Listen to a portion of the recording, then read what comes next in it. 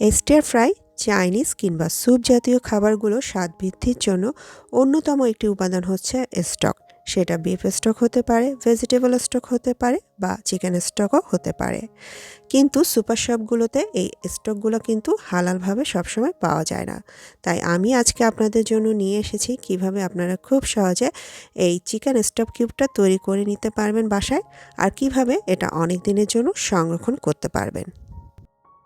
এখানে আছে পেঁয়াজ, আছে রসুন, আর আছে গাজর, আর একটি মাঝারি সাইজের আলু নিয়েছি। আছে পার্সলেটা যদি না পান তাহলে আপনারা এটা বাদ দিয়ে করতে পারেন, কিন্তু পার্সলে দিলে স্টকের ফ্লেভারটা ভালো আসে। আর একটি টমেটোকেও আমি কেটে নিয়েছি। আর আছে হচ্ছে জুকিনিটা দেখতে কেমন সেটা আমি একটু দেখাচ্ছি। এটা হচ্ছে একদম দেখতে শসার মতো, তবে এই জুকিনিটা আমি পুরোটুকু নিয়ে নিই, এটার অর্ধেক পরিমাণ আমি কেটে এখানে নিয়েছি।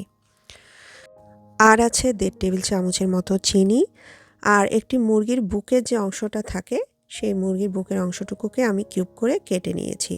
আজকে আমি হাড় ছাড়া মাংসটাই ব্যবহার করে নিচ্ছি।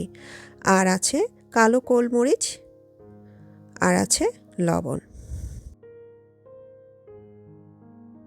চুলার উপরে ফ্রাই প্যান বসিয়ে দিলাম আর সামান্য একটু তেলও দিয়ে দিলাম। তেলটা গরম হয়ে আসার পর একে একে সব সবজিগুলো আমি এখানে অ্যাড করে দিচ্ছি, সেই সাথে মুরগির মাংসটাও দিয়ে দিব। আপনারা কিন্তু চাইলে এভাবে ভেজিটেবল স্টকও করতে পারেন, সেক্ষেত্রে আপনারা মুরগির মাংসটা বাদ দিয়ে করতে পারবেন। এরপরে আমি এখানে যে চিনিটা ছিল 1.5 টেবিল চামচের মতো সেটাও দিয়ে দিচ্ছি, সেই সাথে লবণ আর গোলমরিচের গুঁড়োও দিয়ে দিব। লবণ দেওয়ার ক্ষেত্রে আপনারা হয়তো দেখেছেন আমি সি সল্ট ব্যবহার করছি, কিন্তু আপনারা চাইলে নর্মাল সল্টটাও দিতে পারবেন, এটাতে কোনো পার্থক্য আসবে না। চুলার আঁচটা মিডিয়াম আঁচে রেখে পুরো জিনিসটাকে ভেজে নিতে হবে। চিকেন স্টক কিউব যেহেতু স্যুপ রান্নায় বলুন বা যে কোনো চাইনিজ খাবারে অনেক বেশি ব্যবহার করা হয়, তাই আমরা কিন্তু চাইলে রেসিপি দেখে বাসায় তৈরি করে নিতে পারি।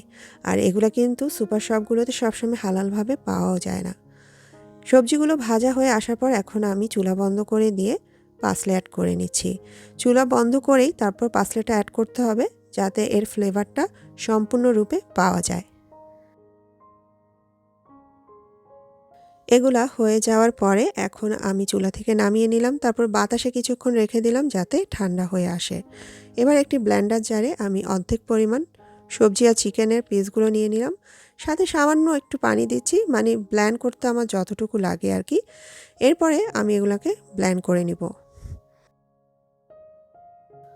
আমাদেরকে মোটামুটি এটা মিহি করেই পেস্ট করে নিতে হবে। এরপরে একটি ফ্রিজার প্রুফ আমি ট্রে নিয়ে নিলাম আর তার উপরে ক্লিন র্যাপ দিয়ে দিলাম। এখন যে পেস্ট আমি একটু আগে করেছিলাম সেটা এর উপরে দিয়ে দিচ্ছি। এবার পুরো জিনিসটাকে আমি সমানভাবে চারদিকে ছড়িয়ে দিলাম।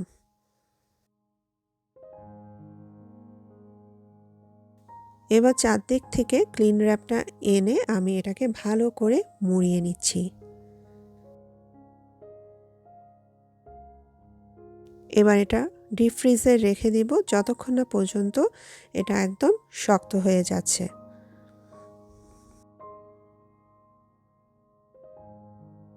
তো আমি প্রায় 5 ঘন্টা পর ডিপ ফ্রিজ থেকে বের করে নিলাম। এটা একদম জমে গেছে আর একদমই শক্ত হয়ে গেছে। এবার খুব সাবধানের সাথে আমি এর গায়ে যে র্যাপটা লাগানো ছিল সেটা আস্তে আস্তে খুলে নিয়ে নিচ্ছি। ফ্রোজেন হওয়ার পর এটা দেখতে ঠিক এমন হয়েছে। এখন আমি একটি ছুরির সাহায্যে এগুলাকে কেটে নিচ্ছি। যেহেতু এগুলো ফ্রোজেন তাই কাটতে একটু কষ্ট হতে পারে আপনার, তবে চেষ্টা করবেন ফ্রোজেন থাকতেই কাটতে, তাহলে এর শেপটা ঠিক থাকবে। এখন এগুলোকে আমি ছোট ছোট করেও কেটে নিচ্ছি। আর এভাবে ছোট করে কেটে নিলে যে সুবিধাটা হয় সেটা হচ্ছে আপনার যখন যতটুকু লাগলো আপনি বের করে কিন্তু ব্যবহার করতে পারলেন। এই চিকেন স্টক কিউবগুলোকে সংরক্ষণ করার জন্য আমি অ্যালুমিনিয়াম ফয়েলকে এভাবে কেটে নিয়েছি।